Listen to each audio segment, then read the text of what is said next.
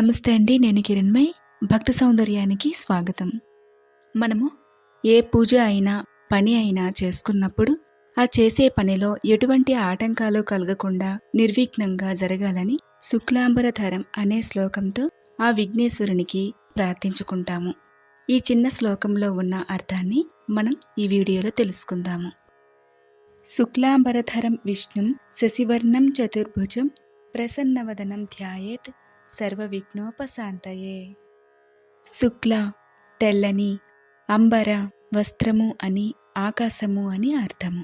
ధరము ధరించినవాడు, విష్ణుం సర్వాంతర్యామి, శశి చంద్రుడు అని, కుందేలు రూపము కలిగిన అని అర్థము. వర్ణము రంగు, చతుర్ నాలుగు, భుజము భుజాలు గల, ప్రసన్న చిరునవ్వుతో కూడిన, వదనము ముఖము, ధ్యాయేత్ ధ్యానింతును, సర్వ అన్ని అని, సమస్తము అని అర్థము. విఘ్న అడ్డంకులు, ఉపశాంతయే తొలగించుము అని అర్థము. తెల్లని వస్త్రంను ధరించి చంద్రుని వలె తెల్లని రంగుతో వెలుగుతూ సర్వాంతర్యామి అయి 4 భుజములు కలిగిన వానిని అన్ని అడ్డంకులు తొలగించమని ప్రార్థించదను అని అర్థము.